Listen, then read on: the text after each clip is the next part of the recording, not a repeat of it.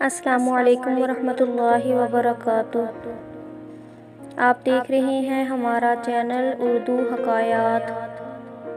آپ سب سے درخواست ہے کہ اس ویڈیو کو دیکھنے سے پہلے ہمارے اس چینل کو لائک اور سبسکرائب کر دیں تاکہ ہمارے نوٹیفیکیشن بر وقت آپ تک پہنچ سکیں۔ سلطان مظفر حکیم 10ویں صدی ہجری میں گجرات کا والی تخت تھا۔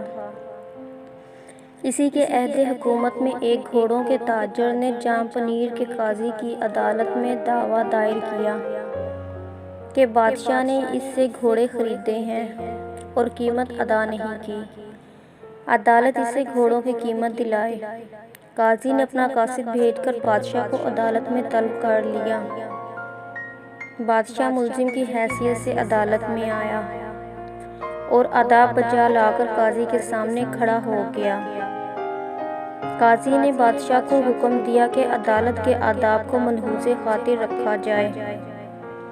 عدالت میں اسے بیٹھنے کی اجازت ہے، نہ کہ زیادہ اونچی آواز میں بات کرنے کی۔ فیصلہ بادشاہ کے خلاف ہوا اور قاضی کے حکم پر بادشاہ کو اسی وقت رقم ادا کرنا پڑی۔ جب عدالت برخاست ہوئی تو قاضی نے اپنی جگہ سے اٹھ کر بادشاہ کو سلام کیا۔ بادشاہ نے قاضی کا ہاتھ پکڑ کر اسے بٹھا دیا اور صحیح فیصلہ کرنے پر اسے مبارکباد دی اور بولا، یہ آپ کے امتحان کا وقت تھا۔ اگر آپ صحیح فیصلہ نہ دیتے تو اس وقت انصاف کی کرسی پر نظر نہ آتے۔